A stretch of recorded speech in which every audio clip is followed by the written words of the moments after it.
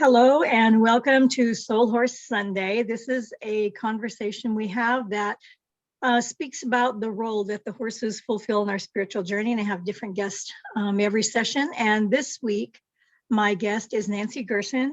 Do I say that right, Gerson? It's Gerson, but I'm easy about how people say my name. Well, I did get it right. Gerson. And she is someone who definitely believes that her horse is a part of her spiritual journey. She's actually written a book about that. And so we're going to go ahead and just dive into this week's conversation. So Nancy, feel free to introduce yourself. And then if you want to just take off talking about spirituality with your horses and how they've affected you, let me just go right ahead. I will. It's an easy topic to talk about. I'm not that often at a total loss for words in general, but when it comes to my spiritual and emotional relationship with the herd, that's just a topic that I could speak to just forever. I was a newbie to the horse world. I am not the girl who at 10 years old jumped on a horse off the top of a fence and just rode, came back at lunchtime. I'm also not the gal or the woman who was in shows or competitions. I'm just not that. My daughters went to some horse riding camps. I went on a 5-day women's horseback riding retreat in Colorado through a wonderful organization, Women's Quest, 5 days. Had some pretty big spiritual moments with the horse that I was matched with, Cherokee, some meditations. What I came to know later was a telepathic communication. I didn't know what to call it at the time, I assure you. And 4 days later, 4 days, not quite, 4 months later, I had left behind law practice, family, a rock band that I had founded. And I moved to Colorado to be with Cherokee and a couple of more horses, living by myself, learning how to caretake horses. And I just knew right away how sacred the caretaking piece was. Not, the riding pieces, a lot of people write about riding, and those are groovy stories. My tale is more inclined towards the sacredness of caretaking the herd. Right, I agree. We just before we started this, I had brought up rituals, that you do a lot of rituals, and caretaking, when done as a ritual, has so much more meaning. And taking care of horses is hard work, but when it's done, I mean, I never complain about taking care of the horses, but I don't want to clean the house. Right. And I wish I could switch some of that energy of this is what I love, so it's what I do, to other things like cleaning my car. But I don't complain about the horses. It's kind of interesting how that goes. Oh my gosh, talk about a flowing conversation. I can't tell you how many times that I have realized when I'm in the barn scooping poop, I am right where I need to be. There's something so sacred about that. Or whether you're cleaning goop out of your horse's eye. I mean, it's a 1,000-pound animal that some people would call the quintessential prey animal. There could be a whole discussion on that. But nonetheless, this horse could go if it wanted. And there's Nancy, with her finger putting ointment on the, a ribbon of ointment, scooping poop, or just whatever it be in the barn. Exactly as you say, there's something so sacred. It's just that word. You're right where you need to be. There's nowhere else you'd rather be. And you need to be focused and paying attention. It's such a practice of presence that you love. Yeah. Go on. So was this your first, apparently this was your first real experience with having a horse as a companion. And when you first, like in your book, you talk about it, when you first met Cherokee, there was just something there that went on and you just knew that you needed to be with him. Yeah. And so that was what some kind of what I would call like a spiritual knocking on your door, because it changed everything. And so that was like the invitation into this life with horses and the journey of spirituality together. Yeah, boy, I just couldn't ask for, I couldn't be filled with more gratitude for the flow of this conversation, because you used the word change. And when the title for the book came, the horse who changed my life, my serendipitous journey through Equus, honestly, I couldn't believe that there hadn't been that book title before.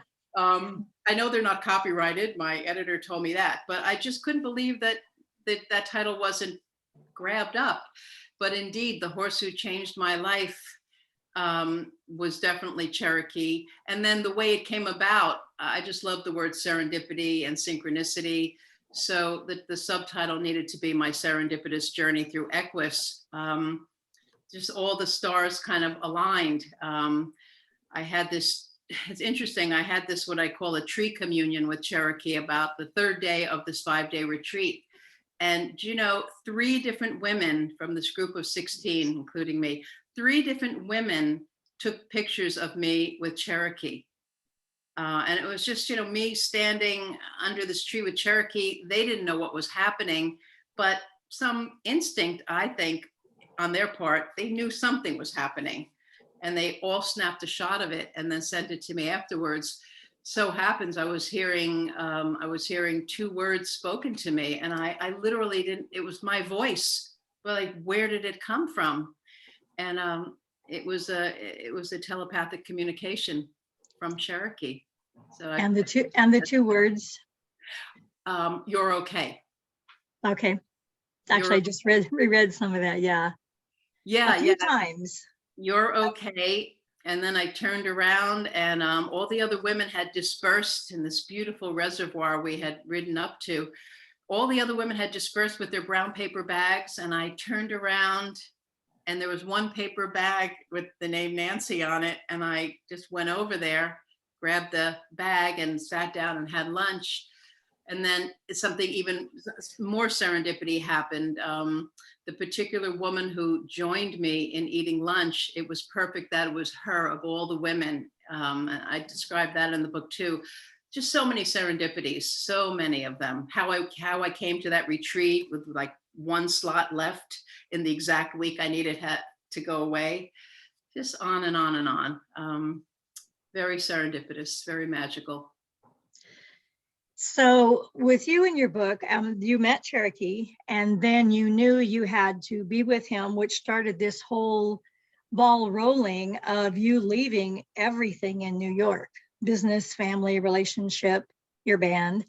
And so as far as that being like a spiritual invitation to make a change, did you know at the time what was happening, or did you just trust that your soul was just leading you or nudging you, dragging you to do these things?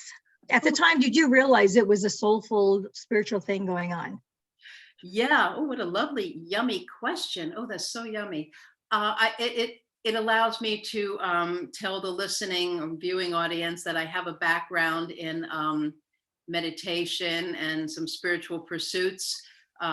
I don't think I would have necessarily just blasted that into the interview, but you've given me a very sweet invitation to it. I did know at the time because I'd been a philosophy student at the School of Practical Philosophy in New York for about 20 odd years. I had been introduced to TM with ongoing regularity and not a Reiki practice. Then I got certified as an equine Gestalt coach. So I mentioned these things just to answer your question. Yeah, I definitely knew something rather spiritual. It seemed like it was spiritually engineered. I think that was a phrase that occurred to me, and I might have put it in the book. Something very spiritual was definitely happening, and I knew to trust it.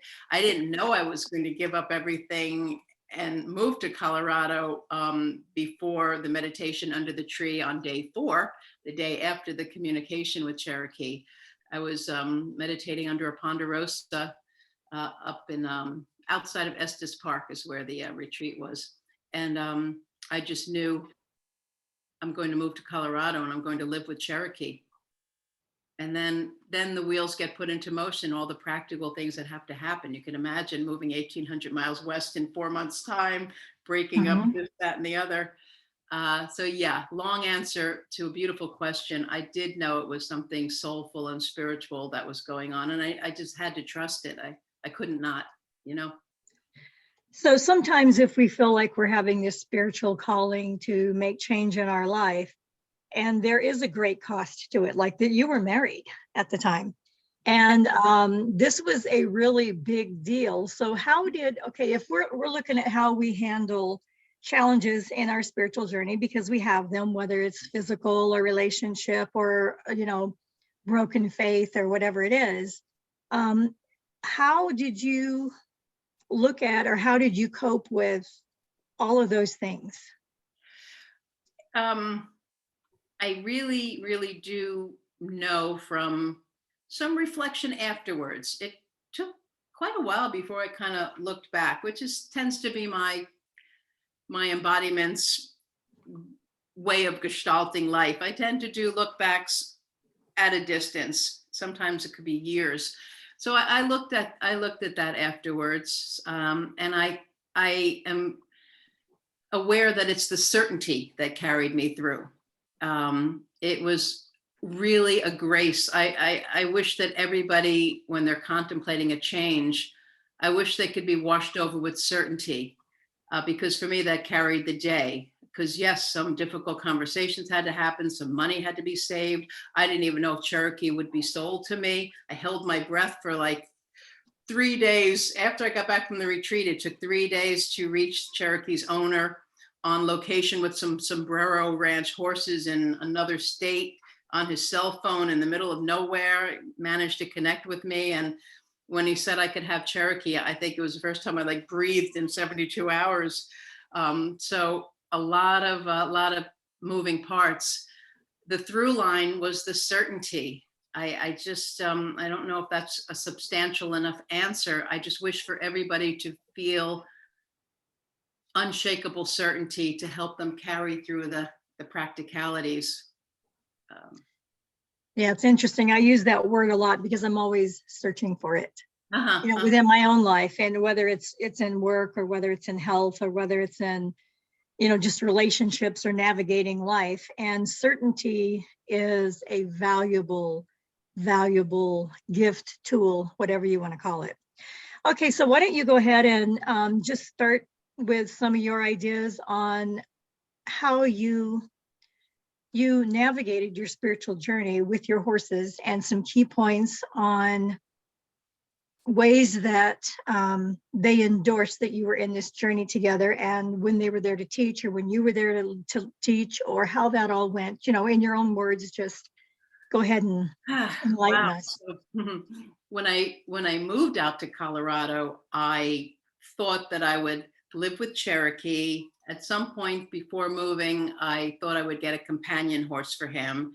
And I had this vision that I would be, a cowgirl riding through northern Colorado's the foothills and Long's Peak and Meekers. And I thought I would be riding with, women. I saw myself with women just riding and riding. And then I moved out, and I had a trainer come. Didn't last very long because I was such a newbie, but I knew I didn't like the way he handled Cherokee. It was with a dominating energy. And I trusted my gut all the way through. So that person wasn't going to work. And then I let Cherokee and ultimately 2 more horses be put in the hands of a trainer who was more inclined towards natural horsemanship and securing the willingness of a horse. But even then, the riding piece for me just kind of got into the background. I wasn't really very good at it. It was very heady for me. That's the thing. Like the rein here, left arm, right leg, pelvis rotating, think halt. It was very heady. But what wasn't heady was what my gut was telling me the horses needed when I was out in the barn standing with them. If I was practicing Reiki with them, because I got certified in a couple of levels of Reiki out in Colorado. So it became very clear that my life with them was going to be more relational and spiritual. I cried a lot just standing next to Cherokee. I called him my tear bringer. There was something about just simply standing with him that brought up emotion. So then when I got certified as an equine Gestalt coach, also serendipitous how the timing of that happened. A new semester was starting within, the first month of my moving there. Took place right in the town I was living in. Crazy. It was a 2-year program. And I started to work with people with the mutual healing between horses and humans. And that was much more in my wheelhouse. And even with that, though, just to go dig a little deeper, I also don't think that horses should just be co-opted into being healers and partners unless you have a keen sense that they want to do that. I really Right, just want right, them to live. That's right. my deal. I want them to live large in contentment, security, fearlessness. And if they want to partner in coaching work, healing work, beautiful. Yeah. Right. In your book, you talked about your horses gave you chakra healing. Yeah. So I would consider that to be the horse's role in your spiritual journey. So can you kind of Oh, speak to yeah. that a little bit? Yeah.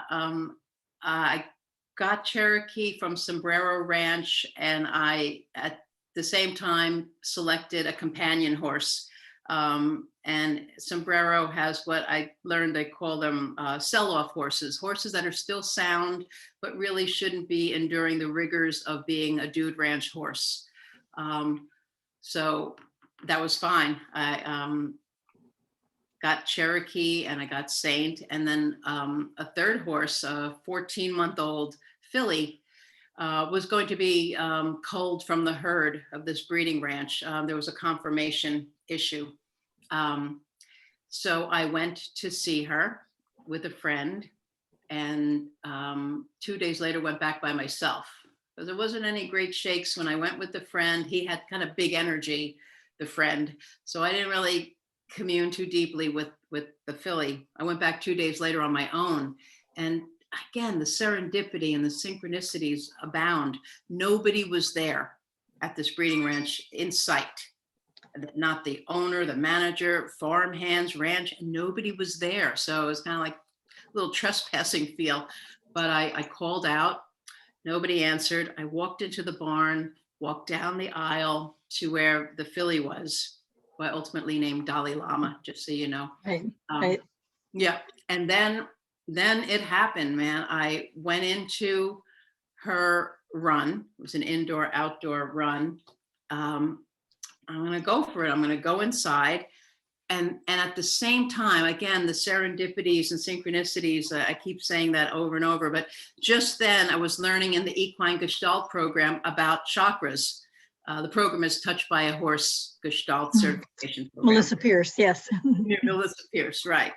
So she was just then teaching us out of a 2-year course. I was just learning about chakras in humans and horses and how horses can balance them. I had seen her Gypsy Vanner, Fancy, balancing chakras.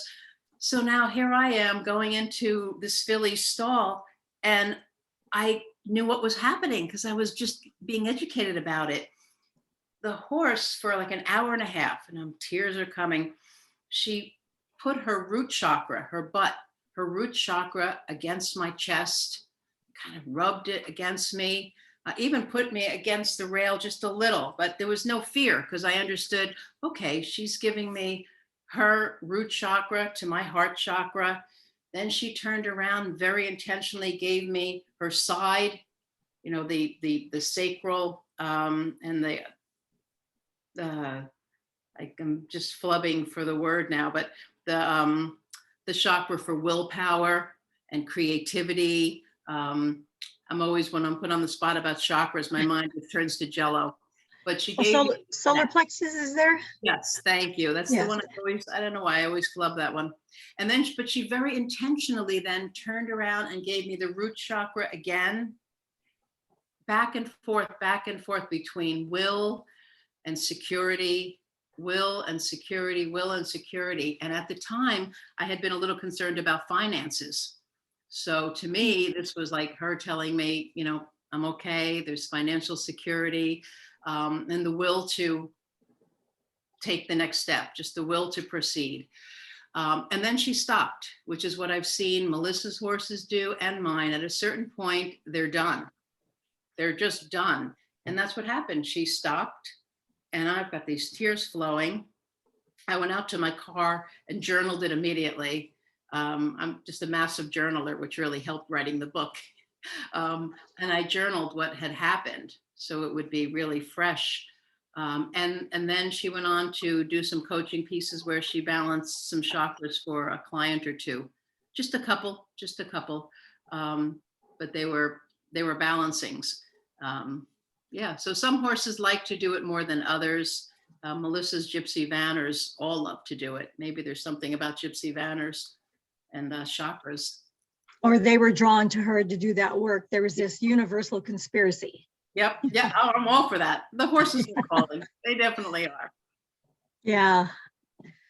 So speaking of journaling, again, at the beginning, we talked about ritual. And in the beginning at this women's quest that you went to, you were given a medicine bag. And I'm bringing this up because horses, I do channeling with horses, and they frequently bring up something. They'll say that humans need a point of contact. And so to me, the medicine bag would be that. Journaling would be that. You would write a lot of poetry after things had in your book. You would write about what was going on in your life, and then you went in and wrote this poem or this song. And so to me, I would consider all of those to be points of contact. They're how you connect with that situation or that emotion or that insight at the time. So do you want to speak a little more to that? I do. And first, I want to thank you for the point of contact phrase. I have not had it enveloped or embraced that way. That's a really beautiful way to put it. I thought you were just going to say that it was a form of channeling, which is I would have nodded to as well. But point of contact is such a nice way to say it. So thank you. Horses do that a lot, and we do it as people a lot. I mean, we do it all the time. We have wedding rings. We have certain jewelry that matters if you're a certain faith or a certain culture. We have tombstones. I mean, we have lots of things that we use as a point of contact. And horses bring this up a lot. And I know a lot of horse people will have, in fact, I have something here. You'll have pieces of your horse's hair. Mm-hmm. And so I've woven this into some colors that had meaning, that were symbolic of what I was doing at this time. And I keep it near me. And sometimes I actually, I have this whole just hair of my horses. But to me, that is a point of contact. So if I'm trying to do some work with my True North equestrians, and I feel like I need some kind of help, I will actually get that and set it, I'll hold it in my hand, put it on my computer so that I can use that point of contact to reach. And I think humans just tend to need that. I don't know that animals need it, perhaps, but I think for humans, because horses have brought it up many times in readings, that to use part of their hair as a point of contact to take with that person. So point of contact and rituals. Go ahead. And I was interrupting, so go ahead. You definitely didn't interrupt. I invited that, and I'm so glad I did. That was rich. Thank you. Yeah, at this 5-day retreat, we were given an amulet. We were given a medicine bag to put around our necks. And then we were given a little token, a friendship token, and we were given a little gnome-like figure. And we were encouraged to, throughout the retreat, write little notes to ourselves, little affirmations, and put them in there. And I definitely took that to heart and did that. And it was a very precious object. So it's going to take a little turn, a little twist here, but all for my spiritual development, education, awareness. It was very, very precious to me. And at some point I realized that I couldn't find it. So that's in the book too. I read that. Yes. Yeah, that had some lessons in it as well. But just jumping back a little bit, it's pretty crazy, but we also got to pick out little horses, a little amulet, little horse trinket. Yes. Yeah. I actually was just making a note to make sure you ask her about that. Well, I think you must have just channeled the reminder to me because I forgot. Thank you. Thank you for that. Because I was just taking a note, because I somewhere in there remember that. Yeah. Yeah, no, I think you just gave it back to me. Thank you. So when I went up to the bowl to get my trinket, um, there was a momentary disappointment that there wasn't one Cherokee's color. So Yes. I Yeah. picked a different color. Yeah, thank you for bringing it back. So that was, in this retreat in July of 2010. Fast forward, I'm in Colorado by late November 2010, and the amulet is somewhere in the house. And January 2011, I start the Gestalt coaching program, and I'm downtown in Boulder listening to some music. And all of a sudden, in literally listening to this Americana band, all of a sudden I have this awareness, like a holy mackerel awareness. I run out to my car, drive the half hour back to Longmont, dive into bags to find the amulet. I have to find it. I haven't seen it in the months I've been out there. I just hadn't put it on yet. I barely had unpacked because I had suddenly horses by myself in Colorado. I dive in. I had to stand quietly for a moment, which is also a beautiful channeling experience because it came to me, a bag to check. Ran down to that bag. It wasn't in that bag, but it was in the bag right next to it. And I pull it out. I take out the little horse trinket. It's the color of Saint, the second horse that I got, the companion horse. I mean, You had two of those, didn't you? Didn't you end up with a stuffed animal also? yes, Something, exactly. you had two of them. Crazy. I mean, with the That white, predicted his arrival. it's crazy. I mean, it had the Yeah. white blaze, but then even better was at this again, another couple of months later than that, I was at this garbage repository in Lyons, about 4 miles away from where I lived in Longmont. And I had things that I was going to drop off in, it wasn't garbage, I'm so sorry, it was recycling. Recycling, my bad. And I'd had things in my car for, I don't know, days and days, just not doing it. Something told me that day, don't drive home from Lyons. Don't drive home before you go to the recycling. Get this box in there now. I go there to the right around the corner. Lyons is a pretty small little town. I love Lions. I love the energy there. Yeah. I love Lyons. Kudos to Stone Cup there. Great. Yes. Yeah. So I leave Stone Cup. This is fun. I leave Stone Cup, go around the corner to the Lyons recycling because something told me I have to do it today. And I'm dumping the things. And then I see at a distance some random things people were leaving on the side of the big green bins instead of putting them inside. I approach, and man, oh man, there's this oversized, I don't know whether to call it a stuffed animal horse because it was hard bodied and the legs had joints that could snap into a couple of positions. And so it could stand. It's about like 15 inches by maybe 15 inches high. It's pretty big.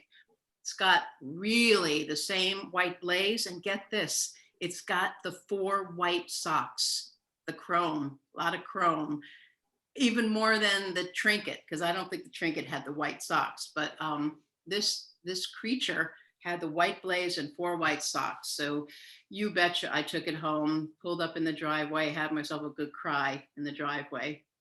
Because you had never met or heard of Saint at this time. In fact, you named him. Yeah. Yeah. Yeah, it was pretty wild. Like, oh, that's why the trinket was that color with the Yeah. white blaze. Yeah. And then I find that one, and I hope when people read the book, they will, pay attention to those signs. It can lead to big things. I mean, again, the certainty fueled it. And along the way, and along the way, there were little things, quote unquote, little serendipities, alignments. So the certainty was there. And then along the way, there were lots of signposts. And I think we can all pay attention to them. I really do. And so then when you met Saint, did you recognize him? I can't remember in the book. I read it this summer, but did you recognize him immediately, or I can't remember why you went to look at that particular horse. No, that's fine. And there was no reason to interrupt your flow a couple of minutes ago, but just so I show a little integrity to the listening audience and make a little course correction. The 2 days after I got to Colorado in the end of November 2010, I not only picked up Cherokee, but I already knew I wanted a companion horse. So the Sombrero ranch gal had set out 9 horses for me, that these sell-off horses. And this is pretty cool though. Saint was the 9th one. Saint was the 9th one. None of the other ones spoke to me. So it's really great that you're letting me be remembering all these things. Saint was the 9th out of 9 horses, and that was the one that I wanted. And I didn't make the connection until, the next month in January in that Boulder music venue. I didn't make the connection that that's why the trinket was that color. Something about that horse just spoke to me and brought him home. And then, yeah, about 5-6 weeks later, I'm listening to the music and I dashed out of there. That's why I have that trinket, because I have Saint. So I already had Saint, just to clarify. But so we have to be open to acknowledging, Sarah. I think when we embrace them, we get more of them. yes. Instead of going, oh, that won't happen again. Oh, yes. Or, they'll never happen again. But if those are the guideposts that help us along, if they're stepping stones in our journey as to where we're going, something just hit me here is that I think people that look for serendipity and synchronicities are people who, it's kind of different than a sign, say. So serendipity and synchronicities are kind of fun. They're people who like to notice fun. But versus, if you like, I'm probably a person who looks more for a sign. And to me, that's just a little bit more maybe into the mystery, which can also make it a little more obscure, even though I recognize synchronicities and serendipities. But just hearing you say that, it's like you're very upbeat. You want to have a lot of joy in your process, in your spiritual journey. And so you get these because you're open to them. Yeah. Yeah. I like that distinction. What a pretty conversation this is. The synchronicities and serendipities, and then signs. Yeah. Signs. Because you articulated it so well, I actually get the subtlety there. I really like to see those connections in that magical kind of way. And I practically jumped at the screen when you said that if you invite them and acknowledge them and honor them, you get more of them. 2 things to say about that, in addition to the yes that blasted out of my soul. The phrase came to me one day years ago. I like it. Err on the side of yes. If you think you're having an animal communication, if it felt like it, and any doubt bubbles that want to come in, err on the side of yes. So that came from this embodiment, and none other than Anna Twinney. Sure, that's another name you may know. She was in my conversation I posted on Sunday. I saw that. It just posted. I thought, oh my gosh, I'm going to follow Anna Twinney. How cool. She's communicated with a number of my animals. Yeah. She visited my animals, and I say animals because she also visited with 1 or 2 of my dogs, primarily the horses. She's great. And she actually said that to me, just what you were saying, that you want to acknowledge the quote little ones, the big ones. You want to acknowledge the communication. You want to, and my version is to err on the side of yes. But Anna and another animal communicator said something very similar to me, that it's super important to actually acknowledge them for what they are, and just bypass the whole doubt bubble. Just bypass it.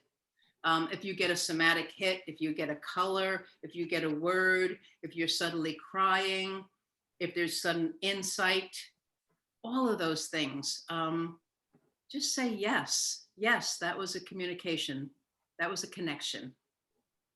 And for me, I would have to acknowledge something, and I'm not always good at this, that if it breaks my mental focus, that was also a sign, because I'm so mercurial. I'm a Virgo, and I'm like a gerbil in a cage a lot. And the one way I get out of it is through like my ritual. A lot of my ritual is channeling. I do automatic writing, and that helps me get back in balance. But as far as serendipities, or when things like that happen or signs happen, it kind of gives me a little bit of a break in my mental frenzy or my mental dominance.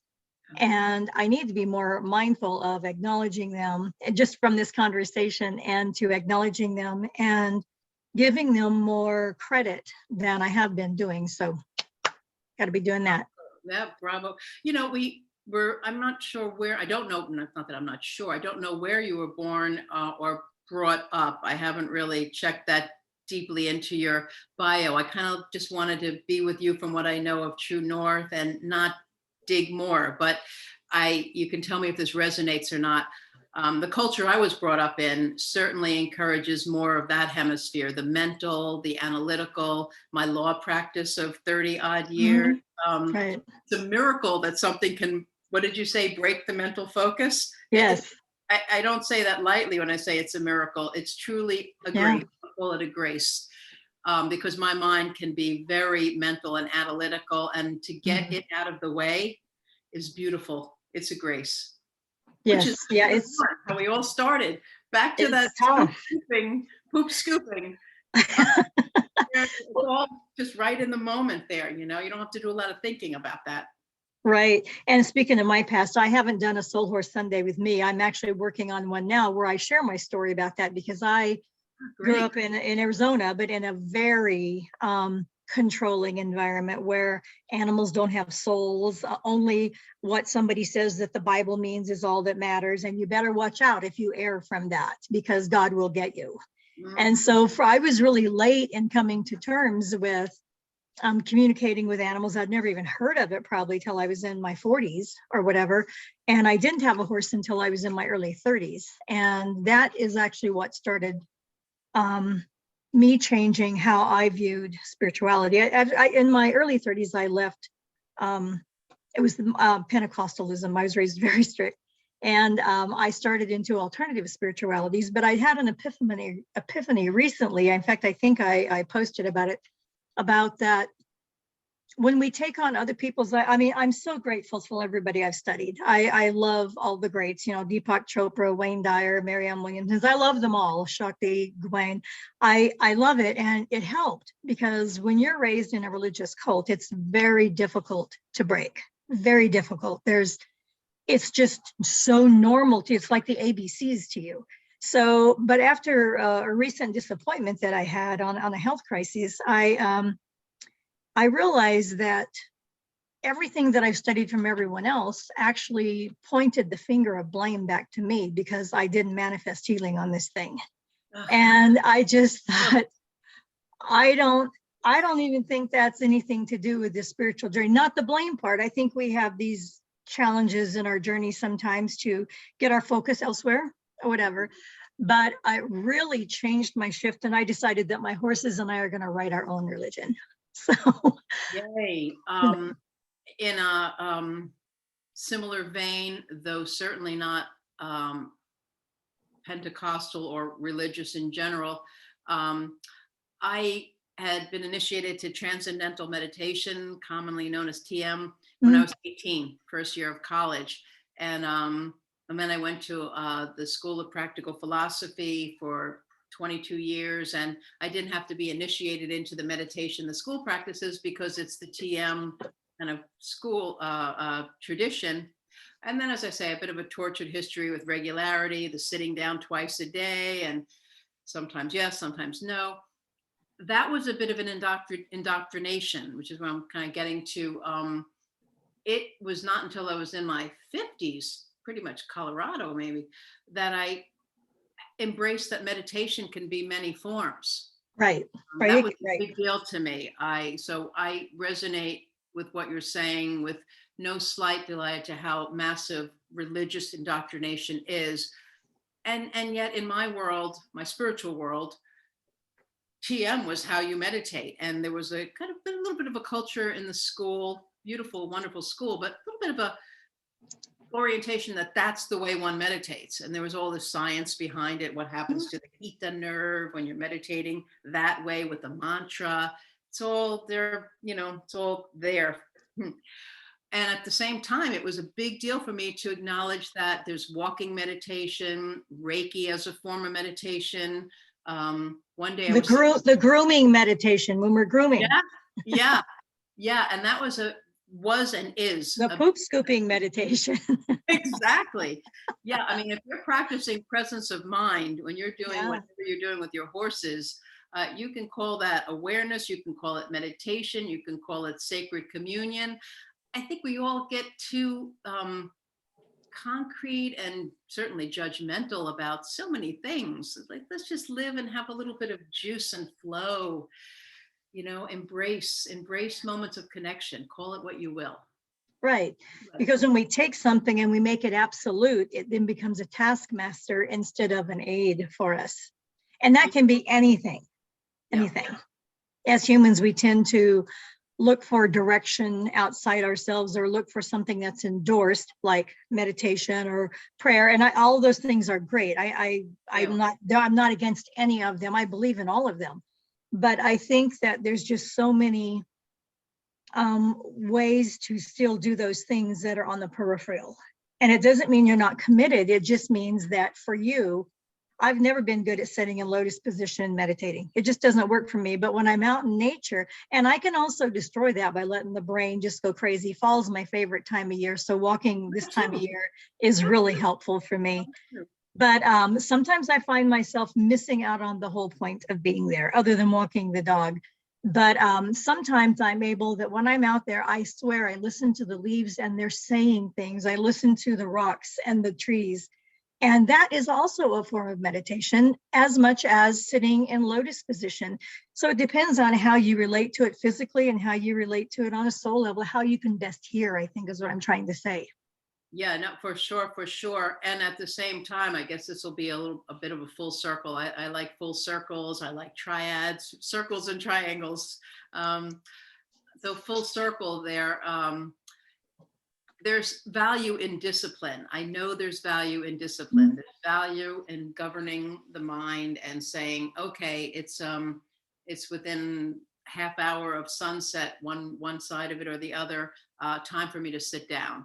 There's value in doing that on many levels. So I never want to tell myself, oh, you have free reign to have no discipline at all, because that's something I'm still looking at. I just really want to share that with you, that for me, I'm so eclectic and so not disciplined with many different aspects of my life that it's not a bad idea for me to keep open to value in discipline. Right. I feel like I can say that. Yes, and I've actually kind of gone that way a little bit too much. And what I find is that I'm just not, I'm not focused enough, which also puts you out of balance. As this, I think too much discipline puts you out of balance. So can not being focused enough put you out of balance. Yeah, exactly. I mean, certainly with my law practice for, over 30, 35 years, if I had to be in a courtroom at a certain hour, I was in a courtroom at a certain hour for sure. Yeah. School, when the class started at 7, I was in place. So, it's not that I've been allergic to discipline and haven't practiced it. And at the same time, disciplined meditation is not the enemy. It's something for me to look at. But certainly a walk on a trail. And again, coming back to that poop scooping, back to that, it can be very meditative. A lot of people use their barn as a temple. I use nature as my temple, but the barn is too. So yeah, sometimes it's a pain in the butt to go to do the poop thing, but other times it brings you inward and you're able to remember what's important. Yeah. Those small things, chop wood, carry water. The small things every day is what's so important. I was just looking at my notes to make sure I didn't forget anything else. So we've covered a lot of these. So if you have any other stories you want to tell, go ahead. If you want to talk about your book a few minutes, go ahead and do that before we wind up. Well, let me do the book where people find it first, but then there's something interesting I could mention. I have a website that my daughter, who's the designer of the book, one of my daughters is an artist, and she did the front and back cover and the interior. She's a wildlife artist and donates money to charitable organizations, as long as they're vegan, because we're vegan. Anyway, where was I going with that? Oh yeah, so she designed my website. She kept it simple. It's nancyleegerson.com. And then I'm on Instagram at NancyLeeG8. So nancyleegerson.com at NancyLee. And then this is your book. 8. Yeah. So horse. also, if you wanted to look up her book, it's on the website, or you could also just Google the book, I'm sure. Yeah, I like when people order it directly from me because then I can autograph it, and I don't just put my name or a scribble. I actually write words. Now, the other thing that's interesting is I'm about 270 pages into the first draft of a fiction book. It's going to take place in an animal rescue, and there'll be a girl. The protagonist is a young girl who communicates with animals, and there'll be some goat yoga involved. And it's really fun to write dialogue and character development, because memoir is different, memoir is new. Yeah. So that's fun. I'm going to look to publish that sometime, probably be several months from now. And then the other thing to mention is that 2 other women and I are going to launch a Facebook group about equine spirituality. I think you might have heard something about that. Is it about writers, equine spirituality writers? Yeah, as a book genre, there's so many, a lot of women, not exclusively, but a lot of people have written about the spiritual relationship with their horses. Right. And there hasn't necessarily been a repository where we can share those stories. So we're going to start a Facebook group, Horse, Human, Spirit, a Triad. Yeah, we're going to launch that next month. Great. Yeah, I want to keep Jan had sent me some information about that. I do want to stay on top of that. Okay, so do you have any other things you want to add to this? Any other insight about horse and soul and human, the triad? Yeah, I think really what I would like to say is that there's a lot of judgment out there about whether you ride your horse or you don't ride your horse. And I didn't even know I was going to say this. Honestly, it's such an in the flow interview. I'm just making a pitch for all of us to be gentler with each other. And, this idea of thinking that if somebody doesn't ride their horse, like what are they doing with their horse? It's a whole heart-filling proposition to live with your horse and relate to them as your animal relative. I mean, in my book, I don't even use the word that. When I refer to one of the animals, I say the cat who, the horse who. I can't even bring myself to say that. I say who. Consciously, I use that. I had to tell my editor, this is what we're doing, Melanie. It's going to be who, not that. They're my animal relatives. They have souls, and we should all be gentle with each other about whether they're being used or whether they're simply being lived with. Absolutely. Yeah, or like I have a horse that got kicked in the hocks about 4 years ago, and she's not rideable, and it's terrible for her because she loves the trails. She loves new trail, and she's great at it. And she's not rideable. So I put out great effort to hand walk her, or I have a couple places where I can ride chant, and Mystic can just be free. There's just, 2 or 3 miles where I can take her out, and she just takes the lead and floats down the trail. And it's a little bit of a risk. I mean, I understand things could happen on that, but she's so happy when she does that. And it brings my heart such joy seeing her remember pieces of her life. So the fact that she's not rideable is neither here nor there. Yeah, exactly. So I totally understand having animals that you don't have a sport with or have a athletic endeavor with. So I totally get that. Yeah, and we want to be gentle with ourselves as we proceed in our lives with animals, and in general. It's a time for embracing one another without all the judgment. Yeah. Absolutely. Okay, well, if that's it, then I'm going to start winding it down here. Thanks for joining us, Nancy Lee Gerson, and I am Delea Diana with True North Equestrians. And if you'd like more information on more of the Soul Purpose, Soul Horse Sundays, you can go to my website, and I have several of them up there. I've had some amazing conversations with people, and I like different people talking because we experience spiritualities in different ways, and we have different ways that we learn to acknowledge and recognize signs of spirituality. And it's always good to get a little more information on that. So my website's truenorthequestrians.com. I'm Delea. Thanks for joining us, and see you next conversation. Let me turn this off now. Yes.